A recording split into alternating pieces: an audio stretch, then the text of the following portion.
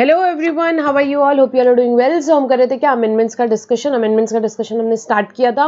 Amendments applicable for May 25 students. यहाँ पे जो भी सीए फाइनल में अपेयर होने वाले हैं, लेक्चर 1 लेक्चर 2 ऑलरेडी हमने डिस्कस किया। अभी हम थर्ड लेक्चर यहाँ पे देखेंगे अमेंडमेंट का इन द लास्ट लेक्चर। ठीक है, सो सिंपल अमेंडमेंट्स बचे हैं बस। पेमेंट ऑफ टैक्स वाले चैप्टर में बेटा इंटरेस्ट याद है कि सेक्शन 50 में हमें इंटरेस्ट लगता है किसमें? लेट पेमेंट ऑफ टैक्स किया तो भी 18% पर एनम लगता है, और इनपुट टैक्स क्रेडिट हमने रॉन्गली अवेल एंड यूटिलाइज किया उस केस में भी कितना लगता है हमको? यहाँ पे 18% पर एनम का इंटरेस्ट लगता है। ठीक है, तो वो हमने पढ़ा था। रूल 88B में अमेंडमेंट है। पहले आपको याद है सेक्शन 50 में अमेंडमेंट आया था, एक प्रोविजो ऐड किया था, और in short in a nutshell क्या बात आती है? इंटरेस्ट किस पे लगता है? जो हमें इंटरेस्ट कैलकुलेट करना रहता है वो नेट टैक्स लाइबिलिटी पे लगता है अगर हमारा रिटर्न ही लेट हुआ है। फॉर एग्जांपल जून का रिटर्न अपने को 20 जुलाई तक के फर्निश करना था, अपन ने 20 दिसंबर को फर्निश किया। सो इस केस में क्या हुआ? रिटर्न ही लेट फर्निश किया आपने, रिटर्न लेट फर्निश किया तो इंटरेस्ट किस पे लगेगा? नेट टैक्स लाइबिलिटी जो आप कैश में डिस्चार्ज कर रहे हो, उस पे लगेगा। और ग्रॉस टैक्स लाइबिलिटी में कब लगता है कि भाई जैसे मैंने रिटर्न तो टाइम पे फाइल कर दिया था, फॉर एग्जांपल जून का रिटर्न मैंने 20 जुलाई तक के फाइल कर दिया था, पर बाद में मुझे समझ में आया कि कोई एक मैंने अमाउंट पे नहीं किया था, तो दिसंबर में मैंने एक अमाउंट पे किया, तो उस केस में इंटरेस्ट जो लगता है किस पे लगता है? ग्रॉस टैक्स लाइबिलिटी पे लगता है। ठीक है, तो ये तो पहले से बात थी, इसमें कोई चेंज नहीं है। अब क्या आया? रूल 88B में एक प्रोविजो इंसर्ट किया। रूल 88B क्या बोलता था? रूल 88B में बात तो वही थी फिर से कि इंटरेस्ट आपका किस पे लगेगा? इंटरेस्ट आपका यहाँ पे अगर आपने after the due date furnish किया है तो किस पे लगेगा? नेट टैक्स लाइबिलिटी पे लगेगा जो आप कैश में डिस्चार्ज कर रहे हो। बट अगर आपने रिटर्न ड्यू डेट पे फाइल कर दिया है पर आपने यहाँ पे क्या किया? अमाउंट बाद में पे किया, तो उस केस में इंटरेस्ट ग्रॉस टैक्स लाइबिलिटी पे लगेगा। वही चीज एक लिखी है। उसके बाद एक प्रोविजो इंसर्ट किया और प्रोविजो ने बोला कि अगर तो भाई आपके जो इलेक्ट्रॉनिक कैश लेजर में क्या है? अमाउंट ऑलरेडी क्रेडिट किया आपने। कब? जो भी आपका रिटर्न का ड्यू डेट था उसके पहले आपने इलेक्ट्रॉनिक कैश लेजर में ऑलरेडी अमाउंट डिपॉजिट कर दिया और वो अमाउंट पड़ा हुआ था। फॉर एग्जांपल जून का आप रिटर्न भर रहे हो तो 20 जुलाई के पहले आपने इलेक्ट्रॉनिक कैश लेजर में ऑलरेडी 10,000 रुपए डिपॉजिट किए। अब यहाँ पे दिसंबर में आप क्या कर रहे हो? यहाँ पे अगर आप दिसंबर में यहाँ पे रिटर्न आपका फाइल कर रहे हो, आपका रिटर्न आपने ड्यू डेट का बाद फाइल किया है, जून का रिटर्न आप 20 दिसंबर को फाइल कर रहे हो, तो इस केस में इंटरेस्ट किस पे लगेगा? ये जो 10,000 रुपए इलेक्ट्रॉनिक कैश लेजर में आपका रखा हुआ है, कब से कब तक रखा हुआ है? यहाँ पे आपका ड्यू डेट 20 जुलाई से लेकर के दिसंबर तक के 10,000 रुपए रखा हुआ है। तो इस केस में अगर आप यहाँ पे 15,000 रुपए इलेक्ट्रॉनिक कैश लेजर से पे कर रहे हो तो 10,000 रुपए को इंटरेस्ट कैलकुलेशन में नहीं लेंगे, मतलब खाली 5,000 को लेंगे। ठीक है, so I hope it is clear. यहाँ पे वही बस एक बात है कि यहाँ पे इलेक्ट्रॉनिक कैश लेजर में लॉजिकल सी बात है ना, आपके पैसा पड़ा हुआ था कब से? वहां पे 20 जुलाई से लेकर के आपके 20 दिसंबर तक के 10,000 रुपए पड़ा हुआ था, तो वो 10,000 रुपए को इंटरेस्ट के कंप्यूटेशन में नहीं लिया जाएगा। ठीक है, 15,000 आपने पे किया तो 5,000 पे इंटरेस्ट लगेगा। आई hope it is clear. Next 86 जो यहाँ पे रूल था इसमें एक सिंपल सा ही है, कुछ ऐसा ज्यादा बड़ी बात नहीं है। 9610 जो रूल ओमिट हुआ है खाली उसका रेफरेंस यहाँ से भी हटाया है। 88C जो यहाँ पे रूल था हमारा, manner in dealing in difference between the liability reported in GSTR 1 and the return, उसमें भी कुछ नहीं, 1 के साथ में 1A का रेफरेंस दिया। अब 1A भी फॉर्म आ गया आपको पता है, तो 1A का रेफरेंस दिया हुआ है। ठीक है, उसके बाद में और कोई अमेंडमेंट नहीं है 88C में। TDS TCS जो डिटेल है यहाँ पे, ठीक है, इसमें भी कुछ भी नहीं है। रूल 78 में भी GSTR 1 के साथ साथ 1A का रेफरेंस है, तो ऐसा कुछ ज्यादा बड़ा कोई खास अमेंडमेंट है नहीं उसमें। अब सेक्शन 51 जो था TDS डिडक्ट करने की बात है। TDS कौन डिडक्ट करता है? हमारी बात हुई है। TDS डिडक्ट करता है, यहाँ पे किसको बोला गया TDS डिडक्ट करने? डिपार्टमेंट या एस्टेब्लिशमेंट जो है, सेंट्रल गवर्नमेंट, स्टेट गवर्नमेंट के, लोकल अथॉरिटी, गवर्नमेंटल एजेंसीज या जो भी पर्सन नोटिफाई करेंगे। ठीक है, नोटिफाई किस किस को किया था उसमें अमेंडमेंट है। ये तो एज इट इज ये बात थी पहले भी। नोटिफाई में 3 लोग थे, एक और जने को ऐड कर दिया। ठीक है, तो कौन था पहले से? नोटिफाइड अथॉरिटी या बोर्ड जो कि सेटअप किया पार्लियामेंट ने या स्टेट लेजिस्लेचर में, या जो स्टैब्लिश किया गवर्नमेंट ने विद 51% और more participation by way of equity और कंट्रोल। ठीक है, या सोसाइटी जो स्टैब्लिश की central government, state government, local authority ने अंडर सोसाइटी रजिस्ट्रेशन एक्ट, या PSU जो है। ठीक है, ये सब तो ऑलरेडी थे, 1 2 3 पॉइंट तो ये ऑलरेडी थे। फोर्थ एक पॉइंट इन्होंने ऐड किया, any registered person receiving supplies of metal scrap from other registered person. अगर कोई भी रजिस्टर्ड पर्सन को क्या मिल रहा है, वो किसी दूसरे रजिस्टर्ड पर्सन से मेटल स्क्रैप की सप्लाई ले रहा है, तो उस केस में उसको क्या बोला भाई, तुमको टीडीएस डिडक्ट करना है। ठीक है, so any person receiving supply, जो भी रिसीव कर रहा है सप्लाई किसकी, मेटल स्क्रैप की किसी और रजिस्टर्ड पर्सन से, तो जो रिसीव कर रहा है उसको क्या बोला है कि भाई आपको भी टीडीएस डिडक्ट करना है, आपको भी टीडीएस डिडक्ट करना है। ठीक है, तो एक तो ये अमेंडमेंट है, किसको टीडीएस डिडक्ट करना है, उसमें एक पॉइंट ऐड कर दिया, any registered person receiving supply of metal scrap from other registered person, उनको टीडीएस डिडक्ट करना है। अभी एक नोटिफिकेशन उसमें क्या बात थी कि किस किस को टीडीएस नहीं डिडक्ट करना है, किस किस को टीडीएस नहीं डिडक्ट करना है, तो उसमें हमारी बात हुई थी क्या, जब भी गुड्स या सर्विसेज सप्लाई कर रहा है एक पब्लिक सेक्टर अंडरटेकिंग दूसरे पब्लिक सेक्टर अंडरटेकिंग को, उस केस में टीडीएस नहीं डिडक्ट करना होता है। और सेकंड, ये ए टू डी वाले पर्सन जो है, ये ए टू डी वाले पर्सन जब एक दूसरे को यहाँ पे क्या कर रहे हैं, यहाँ पे एक दूसरे को गुड्स या सर्विसेज सप्लाई कर रहे हैं, तो उस केस में भी टीडीएस डिडक्ट नहीं करना होता है। तो वहां पे एक एक्सेप्शन डाल दिया, except any registered person receiving supply of metal scrap from other registered person. So यहाँ पे रिसीवर ऑफ मेटल स्क्रैप को हमेशा ही टीडीएस डिडक्ट करना होता है। ठीक है, वो अगर उसको हमेशा बोला है कि टीडीएस डिडक्ट करना है, ठीक है, उसको यहाँ से नहीं हटाया, उसको यहाँ से नहीं हटाया है, तो उनको कंपल्सरीली टीडीएस डिडक्ट करना है। बट बाकी के जो लोग हैं ए टू डी वाले, वो एक दूसरे को सप्लाई करते हैं, तो उनको टीडीएस डिडक्ट करने से एग्जेम किया हुआ है। ठीक है, तो टीडीएस वाले पॉइंट में एक ही अमेंडमेंट है, जो भी पर्सन रिसीव कर रहा है क्या, यहाँ पे मेटल स्क्रैप की यहाँ पे सप्लाईज किसी और रजिस्टर्ड पर्सन से, उनको टीडीएस डिडक्ट करना है और उनको कोई एग्जेम्पशन नहीं दिया गया है। सिंपल सी बात है। टीसीएस में रेट में चेंज आ गया है, पहले जो रेट था उसके बाद अभी नया रेट क्या आ गया है, देखो नया रेट जो टीसीएस का है, अब जो टीसीएस कलेक्ट करना होता है, ठीक है, अगर आप क्या कर रहे हो, सप्लाई कर रहे हो थ्रू ईसीओ, तो ईसीओ को टीसीएस कलेक्ट करना होता है। किस केस में, जब ईसीओ के थ्रू सप्लाई कर रहे हो तो ईसीओ को टीसीएस कलेक्ट करना होता है।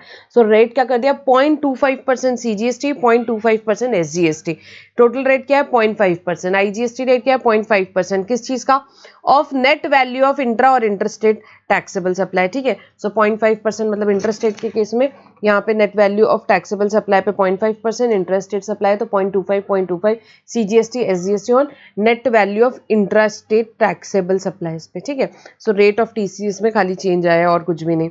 नेक्स्ट रिटर्न चैप्टर के अमेंडमेंट देखेंगे। यहाँ पे रिटर्न चैप्टर में बड़े सिंपल से अमेंडमेंट्स है। सबसे पहले जीएसटीआर 1 इंट्रोड्यूस हुआ है। 1 क्या है भाई, आपने जीएसटीआर 1 फर्निश कर दिया, उसके बाद आपको लगा कि भाई यहाँ पे कुछ गलती हो गई, आप कुछ अमेंडमेंट करना चाहते हो या कुछ और आउटवर्ड डिटेल्स फर्निश करना चाहते हो, तो जीएसटीआर 1 फर्निश के बाद और जीएसटीआर 3 भी फर्निश करने के पहले आप क्या कर सकते हो, 1A में डिटेल्स फर्निश कर सकते हो। देखो, who is required to furnish GSTR 1A and when it should be furnish, the registered person में अमेंड, या तो आप अमेंड कर सकते हो या फर्निश कर सकते हो डिटेल्स आपकी आउटवर्ड सप्लाई की, किसमें, जीएसटीआर 1A में, इलेक्ट्रॉनिकली आपके ऑप्शन पे जीएसटी कॉमन पोर्टल पे। सेकंड, कब से कब तक, it shall be furnish after furnishing GSTR 1, GSTR 1 furnish करने के बाद for a tax period, but before filing GSTR 3 भी for the set tax period. For example, Jain 25 का जीएसटीआर 1 हम कब फर्निश करते हैं, 11 फेब को, 11 फेब 25 को। सो आप जीएसटीआर 1 कब से फर्निश कर सकते हो, इसके बाद में, ये आपने फर्निश कर दिया जीएसटीआर 1, उसके बाद में 12 फेब से आप क्या कर सकते हो, जीएसटीआर 1 फर्निश कर सकते हो। कब तक के, फॉर एग्जांपल 20 तारीख को आपने रिटर्न फर्निश किया जीएसटीआर 3 भी, तो तब तक 20 फेब तक। ठीक है, अब डिटेल्स क्या क्या डालते हैं जीएसटीआर 1 में या 1A में, दोनों में भी। सो कुछ तो इनवॉइस वाइज डिटेल्स है और बाकी कंसोलिडेटेड डिटेल्स डालनी होती है। सो इनवॉइस वाइज डिटेल्स देखो, इसमें चेंज क्या है, जो 2.5 लाख की लिमिट थी उसको 1 लाख कर दिया। सो इनवॉइस वाइज डिटेल किसकी लगती थी, इंटरस्टेट सप्लाई करो चाहे इंटरस्टेट सप्लाई करो, रजिस्टर्ड पर्सन को इंटरस्टेट जो भी सप्लाई करो उसमें तो इनवॉइस वाइज डिटेल लगती है। ये तो अपनी बात हुई। रजिस्टर्ड सप्लाई पर्सन को 5,000 रुपए का भी सप्लाई किया तो इनवॉइस वाइज डिटेल लगेगी। और इंटरस्टेट सप्लाई यहाँ पे अनरजिस्टर्ड पर्सन को किया, अनरजिस्टर्ड पर्सन को इंटरस्टेट सप्लाई किया और इनवॉइस वैल्यू 1 लाख से ज्यादा है, 1 लाख से ज्यादा है, तो उस केस में इनवॉइस वाइज डिटेल लगेगी, उस केस में इनवॉइस वाइज डिटेल लगेगी। ठीक है, इसको इंटरस्टेट कर लो। सो दो चीजें, रजिस्टर्ड पर्सन को चाहे इंटरस्टेट सप्लाई करो चाहे इंटरस्टेट सप्लाई करो, जो भी सप्लाई करो उसका तो इनवॉइस वाइज डिटेल देना ही है, क्योंकि सामने वाले को क्रेडिट लेना है। सेकेंड बात है, यहाँ पे अनरजिस्टर्ड पर्सन को इंटरस्टेट सप्लाई की वैल्यू 1 लाख से ज्यादा है तो ही क्या लगेगी, इनवॉइस वाइज डिटेल लगेगी, इनवॉइस वाइज डिटेल लगेगी। बाकी कंसोलिडेटेड की डिटेल किस में लगेगी, अनरजिस्टर्ड पर्सन को आप जो भी इंटरस्टेट सप्लाई करते हो वो for each rate of tax, for each rate of tax, मतलब कि भाई 5% वाले कितनी, 12% वाली कितनी, 18% वाली, अपन ने अनरजिस्टर्ड पर्सन को जो भी सप्लाई की है, चाहे 2 करोड़ की हो ना। इंट्रा स्टेट में कुछ ऐसा नहीं है कि आपको यहाँ पे इनवॉइस वाइज डिटेल डालनी है। इंट्रा स्टेट सप्लाई आपने अनरजिस्टर्ड पर्सन को की तो आपको खाली रेट ऑफ टैक्स के हिसाब से डिटेल दे देनी कि भाई 5% वाली 1 करोड़ की सेल करी, 12% वाली 2 करोड़ की सेल करी, and so on. And interstate supply unregistered person को करिए अप टू 1 लाख रुपीज का इनवॉइस वैल्यू, 20-30 हजार रुपए का इनवॉइस वैल्यू है अपना, ठीक है। तो जो भी इंटरस्टेट सप्लाई की अनरजिस्टर्ड पर्सन को, तो वो कैसे देनी है अपने को, for each rate of tax for each state. मतलब कि मैंने महाराष्ट्र में 5% की कितनी करी, गुजरात में 5% की कितनी करी, एंड सो ऑन। महाराष्ट्र में 18% वाली कितनी करी। So state wise rate wise tag अपने को डिटेल्स देनी है कंसोलिडेटेड। किस केस में, 1 लाख रुपए तक की इनवॉइस वैल्यू जब अनरजिस्टर्ड पर्सन को है, ठीक है। तो ये डिटेल्स देनी है 1 या 1A में, ये अपनी बात हुई। इसके बाद जीएसटीआर 1 या 1A में क्या रहता है, बड़ी सिंपल सी बात है, 1 के लिए भी वही बात है, 1A के लिए भी वही बात है। जो भी हमारा आउटवर्ड सप्लाई होता है, ठीक है, हमारा आउटवर्ड सप्लाई सेल का जो डिटेल्स हम जीएसटीआर 1 में देते हैं, अब 1A में भी देते हैं, ठीक है, या आईएफएफ में भी देते हैं फर्स्ट 2 मंथ्स में, क्यूआरएमपी स्कीम के केस में। वो इलेक्ट्रॉनिकली रेसिपिएंट के किस में आता है भाई, यहाँ पे 2A में आता है, कॉम्पोजिशन वाले के 4A में आता है, और इनपुट सर्विस डिस्ट्रीब्यूटर के 6A में आता है। तो जो भी सप्लायर अपने जीएसटीआर 1, 1A या आईएफएफ में आउटवर्ड की डिटेल्स डालता है, वो रेसिपिएंट के 2A, 4A या 6A में आता है, एज द केस में भी, ठीक है।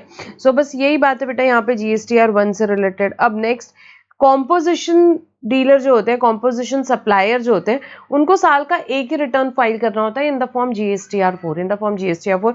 सो उसका पहले ड्यू डेट अप्रैल तक होता था, अभी उसका ड्यू डेट में चेंज आ गया है, देखो क्या कर दिया है। So composition dealer is required to file what, annual return, किसमें, जीएसटीआर 4 में, फॉर अ फाइनेंशियल ईयर और पार्ट देयर ऑफ, और उनको हर एक क्वार्टर में स्टेटमेंट भी फाइल करना होता है। स्टेटमेंट कौन सा है उनका, जीएसटी CMP 08, जिसमें पेमेंट के डिटेल्स होते हैं हर क्वार्टर के। ड्यू डेट में चेंज आया, ड्यू डेट क्या कर दी, रिटर्न की, जो साल का एक रिटर्न अपना 30 अप्रैल रहता था साल खत्म होने के बाद, सो उसको चेंज किया है। Due date of filing GSTR 4 is 30th day of month of June following the end of financial year. मतलब कि 24-25 का आपका रिटर्न का ड्यू डेट क्या रहेगा, 30th अप्रैल 25 जो हुआ करता था उसको चेंज कर दिया है, और अब क्या कर दिया है, 30th जून 25। सो जून तक के का टाइम है कॉम्पोजिशन वालों को अब जीएसटीआर 4 फर्निश करने का, ठीक है। और जो CMP 08 थी उसका आपका ड्यू डेट क्या है, एवरी क्वार्टर, हर एक क्वार्टर खत्म होने के बाद 18 तारीख, मतलब कि अप्रैल में जून क्वार्टर का क्या रहेगा भाई, 18 जुलाई, ठीक है। तो बस यहाँ पे ड्यू डेट एंड यहाँ पे एनुअल रिटर्न जो आप फर्निश करता था कॉम्पोजिशन वाला, उसका क्या डेट कर दिया, 30 जून, साल खत्म होने के बाद 30 जून। नेक्स्ट, एनुअल रिटर्न, जो एनुअल रिटर्न बाकी लोग फर्निश करते हैं, एनुअल रिटर्न का क्या है, यहाँ पे हर साल ही एग्जेम्पशन आ रहा है, अभी भी एग्जेम्पशन आया है 23-24 के लिए, क्या कि अगर आपका यहाँ पे एग्रीगेट टर्नओवर 2 करोड़ रुपए तक के है तो you are exempted from filing annual return. जो एनुअल रिटर्न है वो आपको फर्निश करने की कोई जरूरत नहीं है। अगर आपका एग्रीगेट टर्नओवर कितना है, 2 करोड़ तक के, तो आपका एनुअल रिटर्न फर्निश करने की जरूरत नहीं है, ठीक है। तो ये छोटे मोटे अमेंडमेंट्स थे किसके, रिटर्न चैप्टर के। नेक्स्ट रिफंड चैप्टर के अमेंडमेंट देखेंगे। सिंपल अमेंडमेंट्स है। पहली बात, रिफंड हम लेते थे अनयूटिलाइज्ड आईटीसी का, किस केस में, पहले तो जीरो रेटेड सप्लाई के केस में, कौन से रूल में, रूल 89(4) में। सो रूल 89(4) क्या बताता था, अनयूटिलाइज्ड आईटीसी, जो आईटीसी हम यूटिलाइज नहीं कर पाए, अनयूटिलाइज्ड आईटीसी जो हमारे पास पड़ा हुआ है, उसका हम रिफंड ले सकते हैं इन केस हम क्या कर रहे हैं, जीरो रेटेड सप्लाई कर रहे हैं। तो इसमें बेसिकली अमेंडमेंट क्या है वो देखेंगे।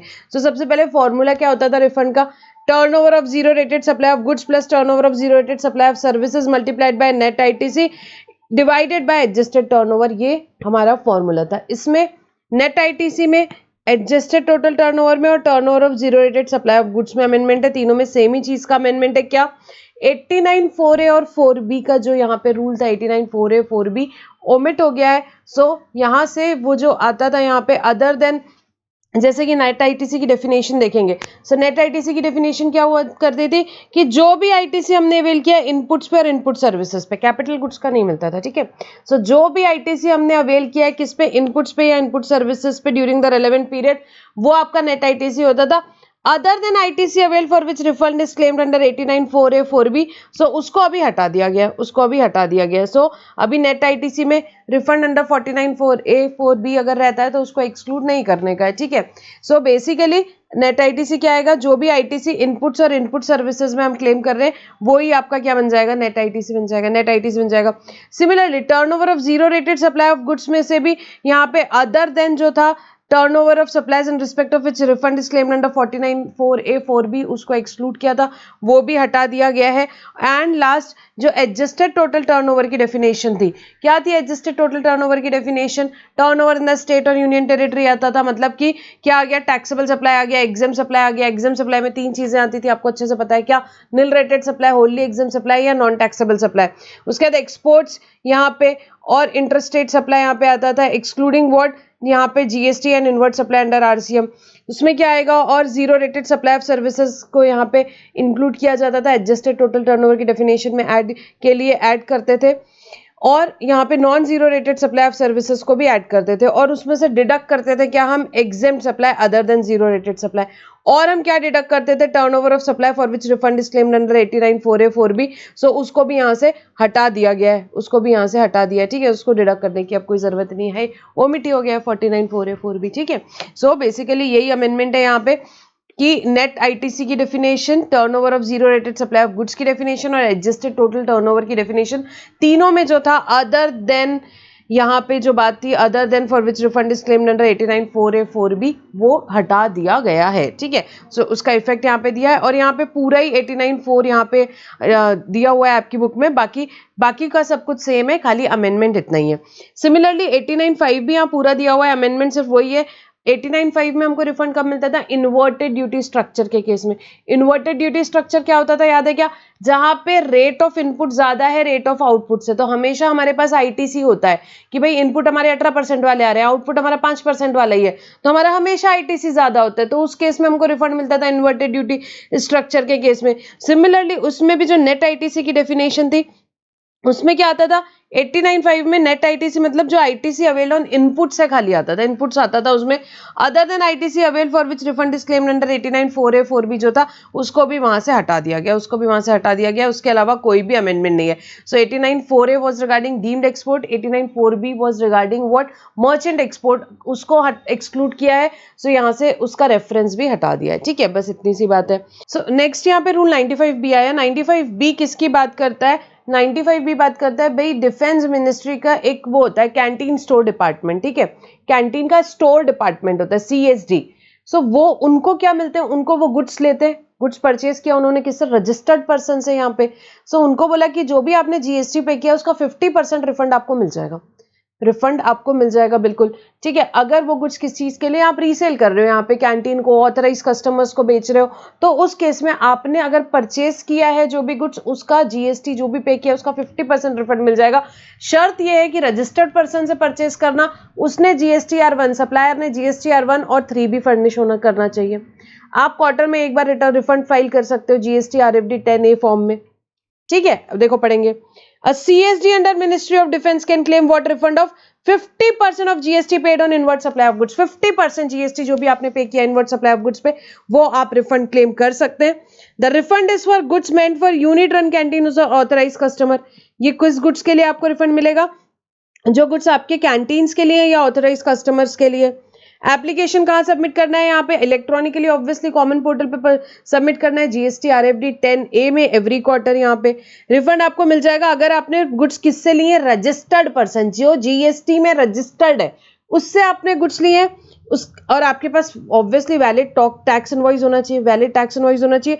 और सप्लायर ने क्या फाइल करना चाहिए, सप्लायर ने GSTR1 और 3 भी दोनों फाइल करना चाहिए, ठीक है। तो आपने रजिस्टर्ड पर्सन से लिया है, उसने GSTR1 और 3 भी फाइल किया है, और आपके पास वैलिड टैक्स इनवॉइस है, तो आप रिफंड क्लेम कर सकते हैं, ठीक है। यहाँ पे CSD जो है कैंटीन स्टोर डिपार्टमेंट का ऑब्वियसली नाम और GSTI टैक्स इनवॉइस पे होना ही चाहिए। और जो गुड्स है वो किस चीज के लिए होने चाहिए, फर्दर सेल के लिए, सब्सिक्वेंट सप्लाई के लिए होना चाहिए। किसको, या तो कैंटीन को दोगे, या ऑथराइज कस्टमर्स है, ऑथराइज जिन लोगों को है वो लोग क्या करते हैं, वहां से खरीदते हैं। तो उस केस में क्या हो जाता है, उस केस में यहाँ पे जो कैंटीन स्टोर डिपार्टमेंट है वो क्या कर सकता है, रिफंड क्लेम कर सकता है, रिफंड क्लेम कर सकता है 50% जो भी उसने GST यहाँ पे किया है, ठीक है। कैंटीन स्टोर डिपार्टमेंट में जो भी ऑथराइज जिन लोगों के पास में वहाँ का लाइसेंस होता है वो क्या कर सकते हैं, परचेज कर सकते हैं, बहुत ही डिस्काउंटेड रेट में वहाँ पे चीजें मिलती हैं, ठीक है। सो यहाँ पे जो भी ऑथराइज कस्टमर होते हैं उनको बेचते हैं या वो कैंटीन को बेचता है? कौन? कैंटीन का स्टोर डिपार्टमेंट है, सप्लायर से खरीद करके।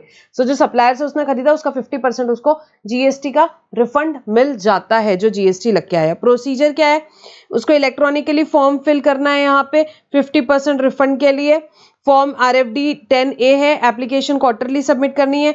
मल्टीपल क्वार्टर्स की वो यहाँ पे कंबाइन करना चाहता है या साल की, तो भी कंबाइन कर सकता है, कोई प्रॉब्लम नहीं है। उसको अंडरटेकिंग देनी पड़ती है कि ये जो गुड्स मैंने लिए ये किस चीज के लिए लिए? रीसेल के लिए, मैं आगे बेचने वाला हूँ ये गुड्स, ठीक है। सो रीसेल के लिए है। और डिक्लेरेशन ये भी देना होता है कि इन इनवॉइसेस का मैंने पहले भी रिफंड क्लेम नहीं किया है, पहले रिफंड क्लेम नहीं किया है। क्लेम कितने दिन में फाइल करना है? 2 साल में। 2 साल कब से? From the end of the quarter when the goods are receive. जिस क्वार्टर में भी आपको गुड्स आए, अप्रैल टू जून, यहाँ पे फॉर एग्जाम्पल 24 में आपके गुड्स आए हैं, आपके गुड्स फॉर एग्जाम्पल मई 24 में आए। सो आप क्या कर सकते हो? वो क्वार्टर जहां आपका खत्म हो रहा है 30 जून 24, उसके बाद 2 साल 30 जून 26 तक के आप वो रिफंड अप्लाई कर सकते हो। प्रॉपर ऑफिसर क्या चेक करेगा कि जो सप्लायर है उसने GSTR 1 और 3 भी फर्निश किया कि नहीं, वो ऑफिसर को चेक करना रहेगा। और इनवॉइस जो है वो सप्लायर के रिकॉर्ड से मैच करेगा। ऑफिसर रिव्यू करेगा ऑर्डर, उसको सही लगेगा तो वो क्या करेगा? रिफंड ग्रांट कर देगा RFD 06 में। और रिफंड एप्लीकेशन जो ये नया सिस्टम आने के पहले मैनुअली जो प्रोसेस हो रही थी, ये वाली रिफंड एप्लीकेशन, वो कैसे होगी? वो पुरानी गाइडलाइंस के हिसाब से ही यहाँ पे प्रोसेस होगी। वो अभी भी जो पुराने टाइम की है, ये आने के पहले रूल, जो पुरानी गाइडलाइंस के हिसाब से ही वो रिफंड एप्लीकेशन पहले के टाइम की प्रोसेस होगी, ठीक है। तो ये एक नया रूल आया 95B, किसके लिए? कैंटीन स्टोर डिपार्टमेंट, जो सब रजिस्टर्ड सप्लायर से यहाँ पे गुड्स ले रहे हैं फॉर रीसेल पर्पस। सो जो गुड्स ले रहे हैं उस पर जो भी GST पे किया होगा उसका 50% रिफंड मिल जाएगा, 50% रिफंड मिल जाएगा, ठीक है। तो यहाँ पे CGST 50% लिखा है, सिमिलरली SGST भी 50% आपको मिल जाएगा, ठीक है। CGST रूल्स है तो CGST का रेफरेंस है। Next rule 96, refund on account of export of goods or services with payment of tax। export with IGST payment, जो हम एक्सपोर्ट करते हैं विद IGST पेमेंट कुछ भी नहीं। इसमें जो GSTR 1 का रेफरेंस था वहां पे क्या कर दिया? GSTR 1A का भी रेफरेंस कर दिया। 1 के साथ साथ अब 1A का रेफरेंस है और कुछ भी अलग नहीं है। नेक्स्ट सेक्शन 54 में, 54 में हम क्या पढ़ते थे? अलग अलग केसेस दिए हुए थे जिसमें हमको रिफंड मिलता है, ठीक है। तो उसमें से एक नया चीज आई है, उसमें एक नया केस ऐड किया है कि भाई आपने क्या किया? आपने कुछ एक्सपोर्ट किए, उस टाइम IGST का रिफंड क्लेम किया। अब एक्सपोर्ट करने के बाद अपवर्ड रिवीजन हो गया अपने प्राइस का, तो जो एडिशनल IGST उसका रिफंड कैसे क्लेम करेंगे? सो अभी बताया कि उसका रिफंड भी आप क्लेम कर सकते हो, ठीक है। पहले ये पॉइंट नहीं था, अभी क्या बताया कि जो एडिशनल IGST हम पे कर रहे हैं on account of upward revision of price, उसका भी रिफंड आप क्लेम कर सकते हो। वही फॉर्म दिया है GST RFD 01 के हिसाब से आप क्लेम कर सकते हो। सो सबसे पहले पॉइंट क्या आया सेक्शन 54 में? आप रिफंड किसका क्लेम कर सकते हो? Refund of additional IGST which is paid on account of upward revision of price of goods subsequent to export, export होने के बाद, on which refund of IGST paid at the time of export of such goods has already been sanctioned। जिसपे क्या refund of IGST आपका यहाँ पे already sanction हो गया था, ऑलरेडी यहाँ पे सैंक्शन हो गया था। पहले रिफंड आपका IGST का जब एक्सपोर्ट किया होगा तब ऑलरेडी सैंक्शन हो गया। अभी क्या हो रहा है? अपवर्ड रिवीजन हो रहा है प्राइस का, तो जो एडिशनल IGST पे किया है उसका रिफंड अप्लाई कर रहे हैं, उसका रिफंड अप्लाई करें। तो रिफंड कैसे अप्लाई करेंगे? कौन से फॉर्म में? GST RFD 01 में अप्लाई करना है। कब तक अप्लाई करना है? 2 years from the relevant date apply करना है, 2 years from the relevant date. What was relevant date? Goods के केस में क्या रेलेवेंट डेट होती थी? अब हमारा गुड्स किस मोड से जाता था उस पर डिपेंड करता था। अगर हमारा गुड्स सी से या एयर से गया है तो जिस दिन शिप या एयरक्राफ्ट क्या करता था, यहाँ पे इंडिया लीव करता था, वो डेट होती थी रेलेवेंट डेट। अगर हमारे गुड्स लैंड से गए तो जिस दिन गुड्स यहाँ पे पास होते थे कस्टम फ्रंटियर, वो होती थी रेलेवेंट डेट। और अगर हमारे गुड्स पोस्ट से गए तो जिस दिन डिस्पैच होता था यहाँ पे पोस्ट ऑफिस से, वो होती थी रेलेवेंट डेट। तो इसके 2 साल के अंदर अंदर आपको क्या करना है? रिफंड क्लेम करना है एडिशनल IGST जो आपने पे किया on account of upward revision. अब क्या हुआ? अब ये अभी नया रूल आया है, हमारे रेलेवेंट 2 साल ऑलरेडी एक्सपायर हो गए हैं, तो उन्होंने बोला कि ठीक है, अभी के लिए क्या बोला कि 2 years कब से कब तक ले लेंगे? अगर रिलेवेंट डेट यहाँ पे ऑलरेडी आपकी चली गई है before this rule, so 2 years क्या पकड़ेंगे अपन? 2 years from the rule is effective, ठीक है। आपकी रिलेवेंट डेट ऑलरेडी चली गई, मतलब आपके गुड्स ऑलरेडी एक्सपोर्ट हो गए थे, तो आपको 2 years कहाँ से लेने हैं? जब से ये रूल आया तब से, ठीक है। अब ये बात हुई। इसके अलावा इनवॉइस जो हमारे GSTR 1 या 1A में होते थे, जहाँ पे GSTR जो 1 में होते थे उसको हम ट्रांसमिट करते थे कॉमन पोर्टल से कस्टम पोर्टल, और फिर वहां से कंफर्मेशन आता था कि गुड्स एक्चुअली एक्सपोर्ट हो गए। तो अब 1 के साथ साथ 1A का भी रेफरेंस दे दिया। क्लैरिफिकेशन क्या आया, इससे रिलेटेड एक क्लैरिफिकेशन आया, एडिशनल IGST पे किया है आपने, तो उस केस में देखो क्या बात थी कि भाई यहाँ एक्सपोर्टर को एडिशनल IGST पे करना पड़ा क्योंकि प्राइस बढ़ गया यहाँ पे एक्सपोर्ट के बाद में। सो ये जो IGST के रिफंड होते हैं, हम एक्सपोर्ट करते हैं उस पर जो IGST के जो हमारे रिफंड्स होते हैं जो हमने पे किया है, वो यहाँ पे कस्टम से ऑटोमेटिकली प्रोसेस होते हैं अंडर रूल 96।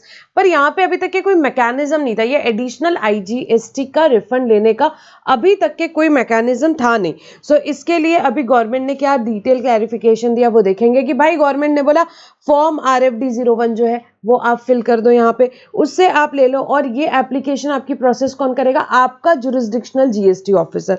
कौन प्रोसेस करेगा, GST ऑफिसर जिसका आपके ऊपर जुरिस्डिक्शन है यहाँ पे। ठीक है, ये पॉइंट अपन ने ऑलरेडी देखा।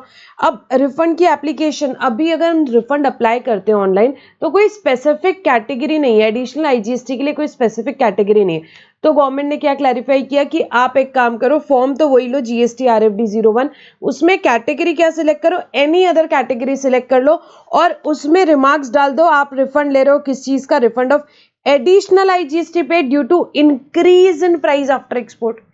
ये आपको क्या कर देना है, रिमार्क्स में डाल देना है, और साथ में सारे डॉक्यूमेंट्स दे देने हैं। आपका जो GSTN है यहाँ पे, goods and service tax network, details दे देगा यहाँ पे किसको, आपके जुरिस्डिक्शनल GST ऑफिसर को, जैसे कि शिपिंग बिल, IGST का क्या रिफंड आपको पहले मिला था, यहाँ पे रेमिटेंस क्या सैंक्शन हुआ था कस्टम से, ताकि वो क्या कर सके, आपके क्लेम को प्रोसेस कर सके, आपके क्लेम को प्रोसेस कर सके।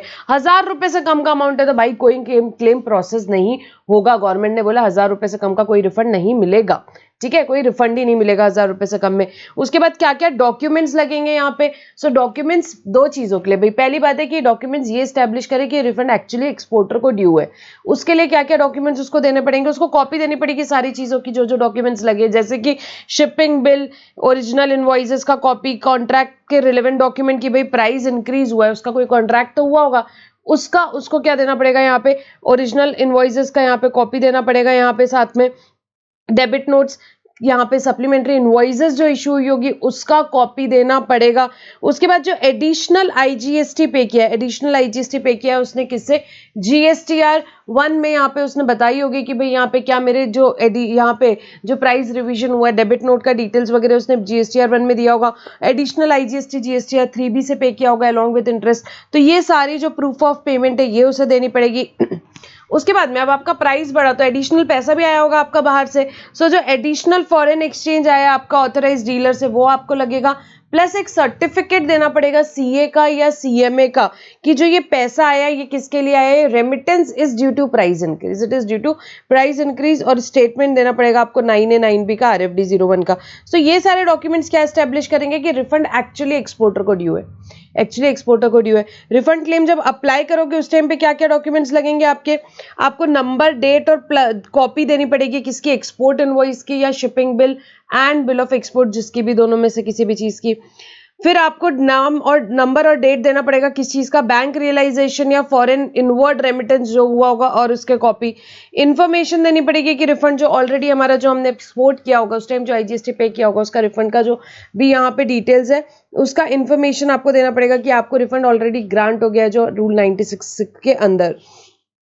नेम, नंबर एंड डेट देनी पड़ेगी, जो भी इनवॉइसेस हैं प्लस जो डेबिट नोट्स आपने इशू किए हैं उसके साथ में कॉपी आपको देनी पड़ेगी। उसके अलावा details and proof of additional IGST payment and interest, जो भी यहाँ पे एडिशनल IGST आपने पे किया और उसका इंटरेस्ट का जो डिटेल्स है वो आपको यहाँ पे देना पड़ेगा। जो भी एडिशनल IGST पे किया है जिसके लिए आप रिफंड मांग रहे हो उसका आपको डिटेल्स देना पड़ेगा। ठीक है, और उसके बाद फॉरेन इनवर्ड रेमिटेंस सर्टिफिकेट लगेगा एडिशनल पेमेंट के लिए, सर्टिफिकेट लगेगा CA CMA के लिए जैसे हमारी बात हुई, और जो भी कॉन्ट्रैक्ट डॉक्यूमेंट्स है उसका भी यहाँ पे आपको क्या लगेगा, कॉपीज लगेगा जो बताते हैं कि प्राइस रिवीजन हुआ है। तो सेम ही चीज है, यहाँ पे आपको डॉक्यूमेंट लगेंगे जो स्टैब्लिश करेंगे कि रिफंड एक्चुअली एक्सपोर्टर को ड्यू है, और यहाँ पे डॉक्यूमेंट्स आपको क्या करने पड़ेंगे, रिफंड क्लेम जो है आपका RFD01 उसके साथ में आपको यहाँ पे देने पड़ेंगे। उसके बाद एक रिकंसिलेशन आपको बनाना पड़ेगा, भाई आपका जो प्राइस इंक्रीज हुआ वो इनवॉइसेस में दिखेगा और जो पैसा आया वो आपके बैंक रेमिटेंसेस में दिखेगा, सो उसका रिको बनाना पड़ेगा। क्या रिको है, reconciliation statement that compares value of supply, जो कि वैल्यू ऑफ सप्लाई कंपेयर करेगा किसके किसमें, supplementary invoice, debit notes, credit notes में जो भी सप्लीमेंट्री इनवॉइस है, डेबिट क्रेडिट नोट है उसमें, and includes detail from bank realisation certificate of foreign inward remittance certificate from authorised dealer. ठीक है, सो यहाँ पे क्या बनाना पड़ेगा आपको, रिकंसिलेशन स्टेटमेंट जो कि कंपेयर करेगा आपका वैल्यू ऑफ सप्लाई काय में, supplementary invoice, debit credit notes पे, और यहाँ पे bank realisation certificate of foreign inward certificate में from authorised bank. This is required if refund is due on export increase in price increase के कारण अगर आपका रिफंड ड्यू है तो आपका ये रिको आपको देना पड़ेगा supplementary invoices, debit credit note और बैंक रियलाइजेशन सर्टिफिकेट के बीच का। उसके बाद जो प्रॉपर ऑफिसर है, भाई ऑफिसर क्या करेगा, अब ये सब आपने RFD 01 फर्निश कर दिया और आपने क्या कर दिया, सारे डॉक्यूमेंट्स फर्निश कर दिए। अब ऑफिसर चेक करेगा सब कुछ, ठीक है, वो वेरीफाई करेगा कि एक्सपोर्टर ने जो ये एक्सपोर्ट इनवॉइस डेबिट नोट है ये GSTR 1 में फर्निश किया कि नहीं, पहली चीज। दूसरी चीज, एडिशनल IGST और उसका इंटरेस्ट उसने GSTR 3B से पे किया कि नहीं, ये एक तो ऑफिसर चेक करेगा। उसके बाद वो देखेगा कि जो रिवाइज्ड वैल्यू डिक्लेयर किया एक्सपोर्टर ने GSTR 1 में और 3B में वो यहाँ पे बराबर है कि नहीं वो देखेगा, और जो फॉरेन एक्सचेंज रेमिटेंस आया कि नहीं वो बराबर है कि नहीं वो ऑफिसर चेक करेगा। तो ऑफिसर ये सारी चीजें चेक करेगा, GSTR 1, 3B, उसके बाद आपकी जो भी वैल्यू आपने डिक्लेयर करी है और यहाँ पे आपका फॉरेन एक्सचेंज का जो पैसा आया वो, ये सारी चीजें चेक करेगा। सही लगेगा तो रिफंड ग्रांट कर देगा, पेमेंट का ऑर्डर दे देगा। सो ऑफिसर रिफंड एप्लीकेशन देखेगा आपकी कंप्लीटनेस एलिजिबिलिटी के लिए, कंप्लीट है आप एलिजिबल हो रिफंड के लिए तो आपको रिफंड सैंक्शन हो जाएगा GST RFD 06 में, और आपका पेमेंट ऑर्डर सैंक्शन हो जाए यहाँ पे दे देगा वो RFD 05 में। अगर उसको लगता है कि रिफंड आपको ड्यू है तो आप एक स्पीकिंग ऑर्डर पास करेगा और आपको रिफंड यहाँ पे ग्रांट कर देगा। अच्छा, अगर डाउनवर्ड रिवीजन हो गया प्राइस का, ठीक है, तो आपने पहले IGST पे किया था, अब डाउनवर्ड रिवीजन हो गया प्राइस का, सो अब आपको यहाँ पे रिफंड ऑलरेडी मिल गया, तो अब आपको क्या करना पड़ेगा, रिटर्न करना पड़ेगा। जो एक्सेस IGST है प्रपोर्शनेटली आपको क्या करना पड़ेगा, रिटर्न करना पड़ेगा, और ऑफिसर क्या करेगा, उसी को वेरीफाई करेगा कि आपने वो जो एक्सेस IGST है वो आपने रिटर्न किया कि नहीं, वो ऑफिसर चेक करेगा। ठीक है, तो ये क्लैरिफिकेशन है, जस्ट प्रोसीजरल पार्ट है, क्विकली हमने देखा इसको।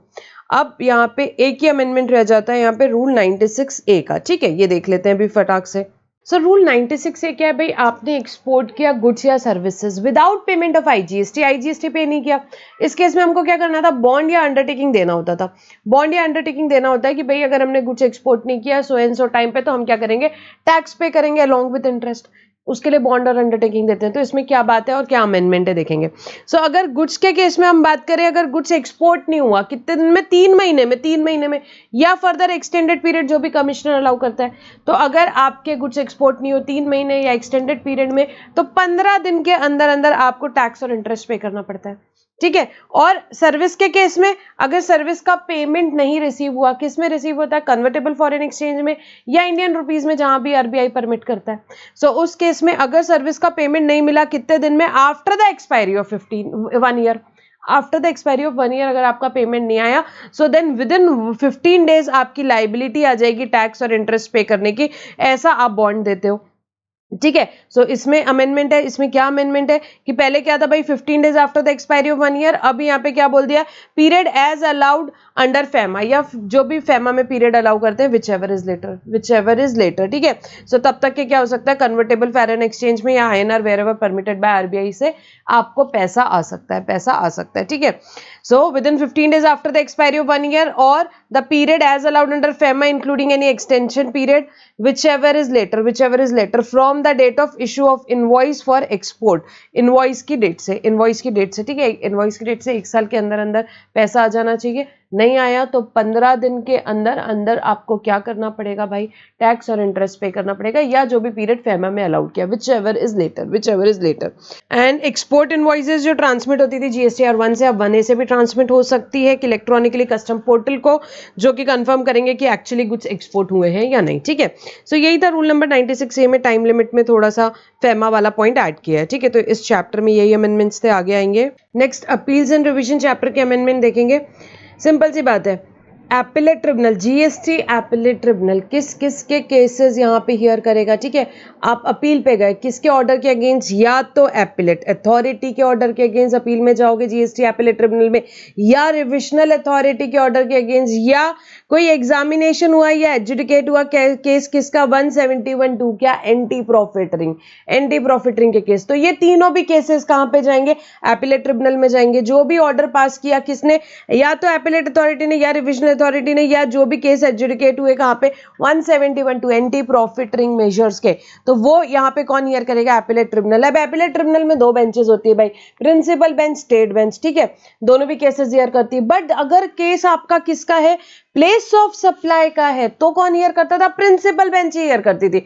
और अमेंडमेंट क्या आया, एंटी प्रॉफिटरिंग के जो केसेस हैं वो कौन अब हियर करेगा, यहाँ पे कौन एग्जामिन करेगा, कौन एडजुडिकेट करेगा, प्रिंसिपल बेंच करेगी। कौन एंटी प्रॉफिटरिंग के केसेस अब कौन एडजुडिकेट करेगी, प्रिंसिपल बेंच करेगी। और बाकी कोई भी केसेस या क्लास ऑफ केसेस जो कि यहाँ पे गवर्नमेंट क्या करेगी, रिकमेंड करेगी, उसको भी प्रिंसिपल बेंच हियर करेगी। सो नाउ प्रिंसिपल बेंच तीन टाइप के केसेस हियर करेगी, place of supply, anti profiteering, या कोई भी अदर केसेस जो गवर्नमेंट यहाँ पे रिकमेंड करेंगी, ठीक है। बस यही एक अमेंडमेंट यहाँ पे आया है। नाउ जो केसेस होते हैं वो उनका डिस्ट्रीब्यूशन या ट्रांसफर कैसे होता है भाई, डिस्ट्रीब्यूट कौन करता है, एपेलेट ट्रिब्यूनल करता है अपनी बेंचेस के अमंग, स्टेट बेंच को देना है, प्रिंसिपल बेंच को देना है, जो भी वो डिस्ट्रीब्यूट भी करता है अमंग बेंचेस, और ट्रांसफर कर सकता है case from one bench to another bench. तो इसमें कुछ भी नहीं, subject to appeal against order pass by AARA as discussed above, जो अपन ने देखा था वो। उसके अलावा बाकी क्या कर सकता है, बाकी केसेस वो ट्रांसफर कर सकता है एक बेंच से दूसरे बेंच, ठीक है। ये बात हो गई। Next, appeals to appellate tribunal. Appellate tribunal को अपील्स, यहाँ पे अब छोटे छोटे से अमेंडमेंट से अपन क्विकली पूरा ही अपील्स टू एपेलेट ट्रिब्यूनल देख लेते हैं, अनडाउटेडली इंपॉर्टेंट। सो यहाँ पे अपील कौन कर सकता है, अग्रीव पर्सन भी कर सकता है, डिपार्टमेंट भी एप्लीकेशन कर सकता है। सो अपील पे कौन जाएगा, अग्रीव पर्सन जाएगा।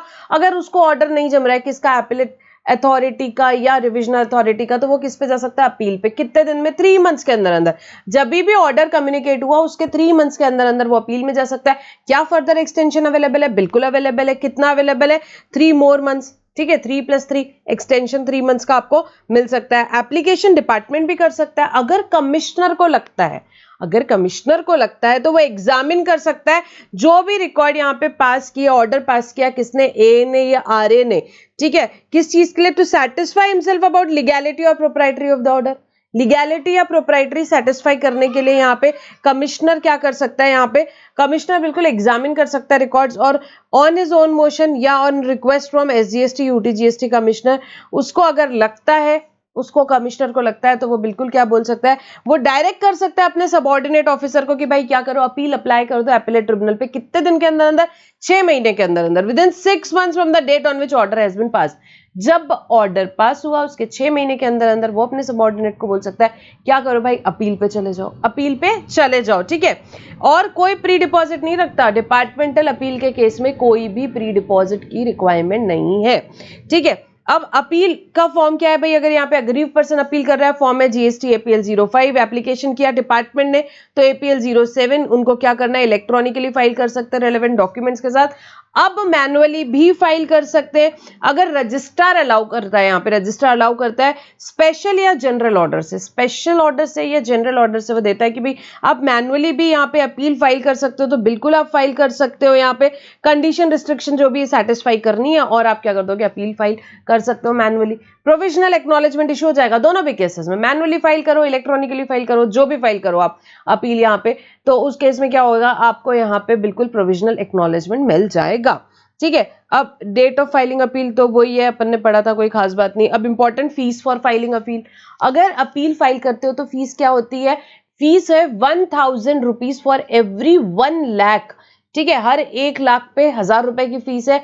1 लाख क्या, 1 लाख हो सकता है आपका यहाँ पे जो टैक्स का अमाउंट, ITC का amount, difference in tax ITC involve, amount of fine, penalty determine in the order appeal, कुछ भी हो सकता है। So it is 1000 for every 1 lakh, 1000 rupees for every 1 lakh यहाँ पे ये हो सकता है।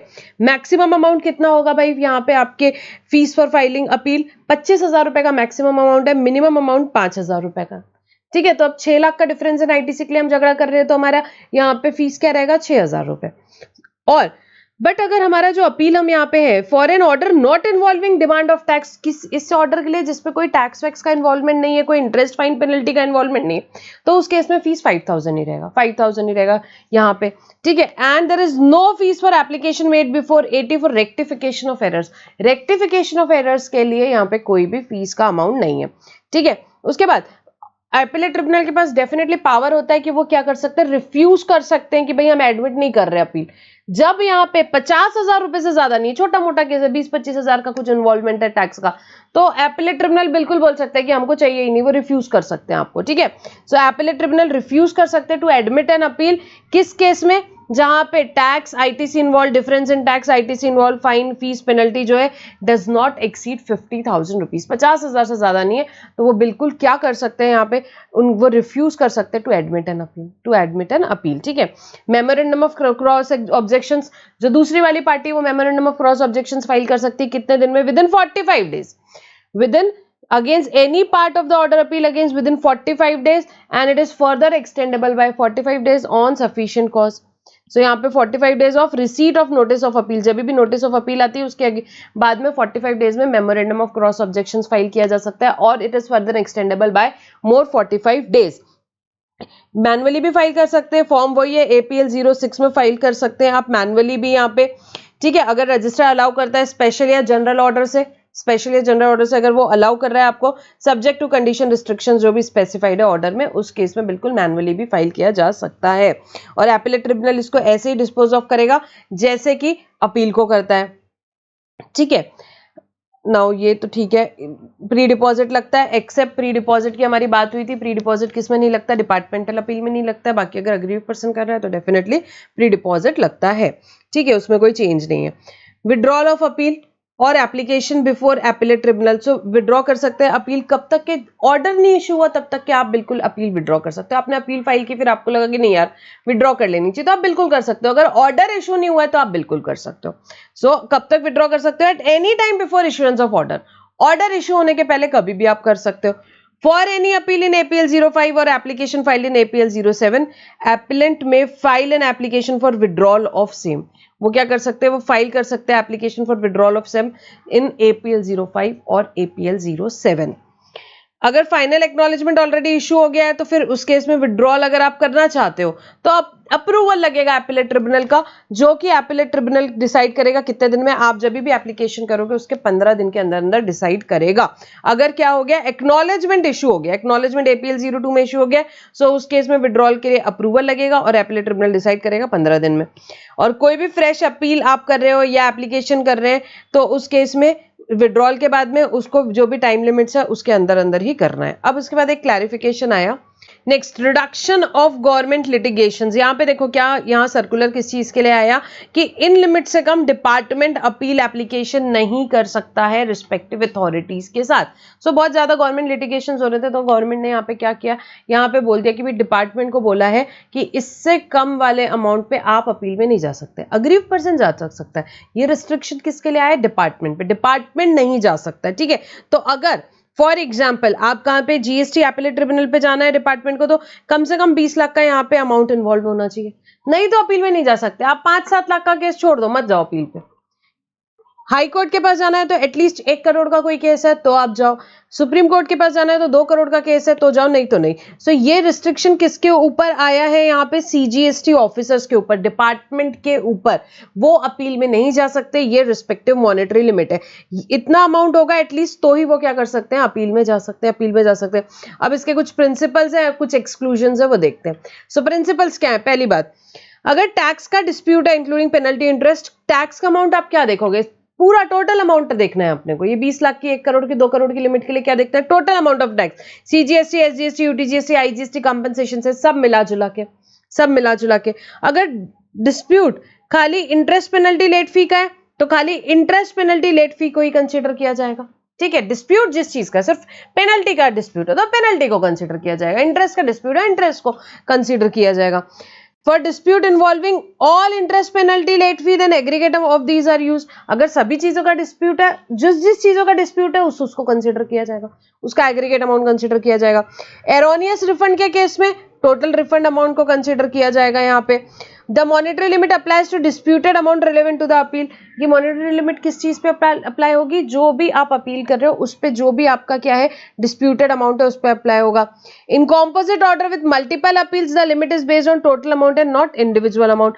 कॉम्पोजिट ऑर्डर्स जिसमें बहुत सारे अपील्स में आप गए हो तो उस केस में लिमिट जो रहेगी वो किस चीज में रहेगी? इंडिविजुअल अमाउंट में नहीं रहेगी, टोटल 3-4 यहाँ पे केसेस हैं तो आप उस मल्टीपल अपील्स है, 4 अपील्स है तो चारों का मिला करके क्या अमाउंट है वो देखा जाएगा। ठीक है, now what are the exclusions, मतलब इन केसेस में मॉनेटरी लिमिट अप्लाई नहीं होती है।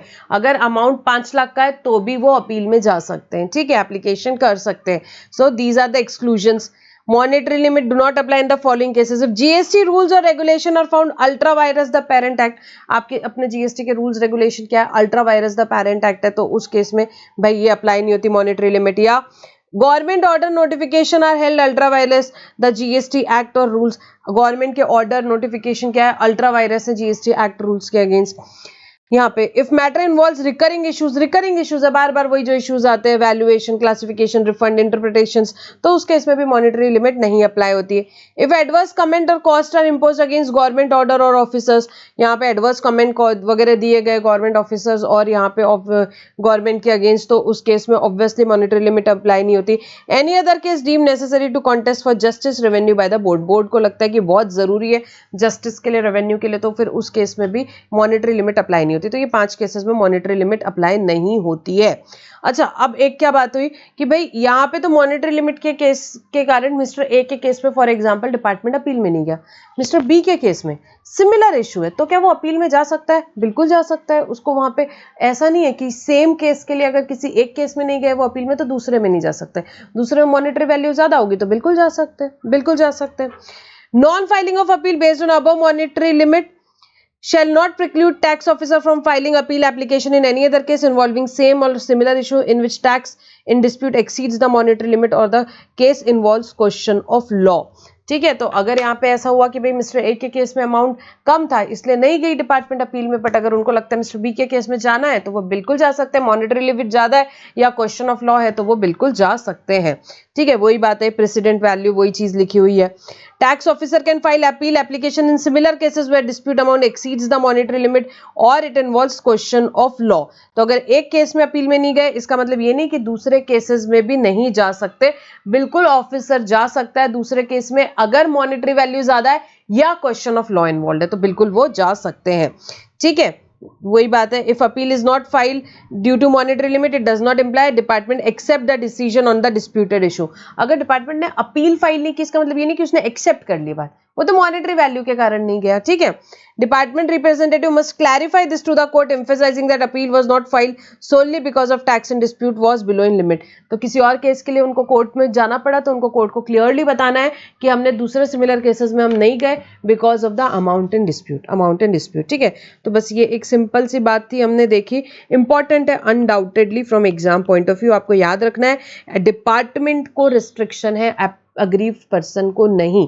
एपिलेट ट्रिब्यूनल के जाना है तो एटलीस्ट 20 लाख का अमाउंट इन्वॉल्व होना चाहिए, हाई कोर्ट के पास जाना है उनको तो एटलीस्ट 1 करोड़ का अमाउंट इन्वॉल्व होना चाहिए और सुप्रीम कोर्ट के पास जाना है तो यहाँ पे 2 करोड़ का अमाउंट इन्वॉल्व होना चाहिए तो ही वो अपील में जा सकते हैं, एप्लीकेशन कर सकते हैं रिस्पेक्टिव अथॉरिटीज को।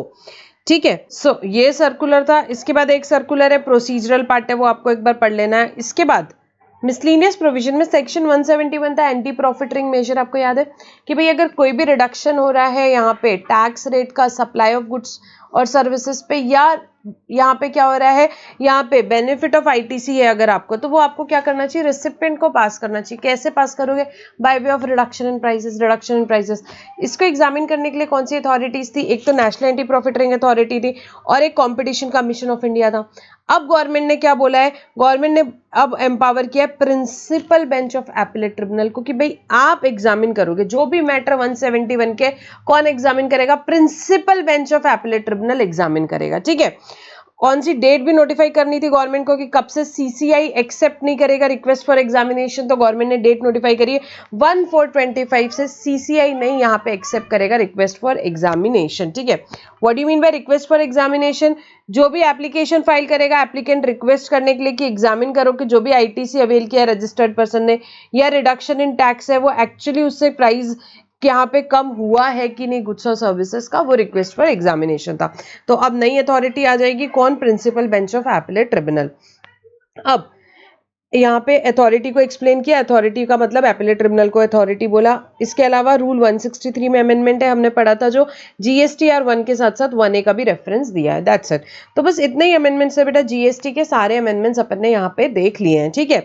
तो जीएसटी में इतने ही अमेंडमेंट्स है, कस्टम में देखेंगे अब, ठीक है। कस्टम में बहुत ही कम अमेंडमेंट्स है यहाँ पे, not very important from exam point of view. एक ही अमेंडमेंट इंपॉर्टेंट है, वो मैं आपको बताती हूँ, ये वाली सेक्शन 20 में, जो अपना चैप्टर नंबर 1 अपन ने पढ़ा था, री इम्पोर्ट ऑफ गुड्स। याद है क्या भाई? आपने क्या किया, गुड्स पहले एक्सपोर्ट किया, अब क्या कर रहे हो, गुड्स री इम्पोर्ट कर रहे हो, तो कितनी टाइम लिमिट पे ये गुड्स को री इम्पोर्ट करने चाहिए, वो वाली बात है। सो टाइम लिमिट जो है वो क्या कर दी गई है, 5 ईयर्स कर दी गई है, और वो अब एक्सटेंडेबल कितनी हो सकती है, 7 ईयर्स तक के एक्सटेंडेबल हो सकती है, ठीक है। सो किसका टाइम लिमिट है, री इम्पोर्टेशन ऑफ गुड्स का, री इम्पोर्ट है। तो पहले गुड्स को हमने एक्सपोर्ट किया, उसके बाद री इम्पोर्ट किया, तो जो टाइम लिमिट है अब उसको क्या कर दिया गया है भाई, पहले वो 3 ईयर्स हुआ करती थी, अब उसको 5 ईयर्स कर दिया गया, and it is further extendable to 7 years. उसके बाद टाइप्स ऑफ ड्यूटी में छोटे मोटे अमेंडमेंट्स है, ज्यादा कुछ इंपॉर्टेंट नहीं है। एक चीज बताती हूँ आपको, जो है कि गवर्नमेंट ने एग्जेम कर दी जो भी गुड्स कौन इंपोर्ट कर रही है, एससीजेड यूनिट। अगर आप क्या हो, एससीजेड यूनिट हो या एससीजेड डेवलपर हो, तो आपको एग्जेम्प्ट कर दिया गया है किससे, जीएसटी कंपनसेशन सेस से।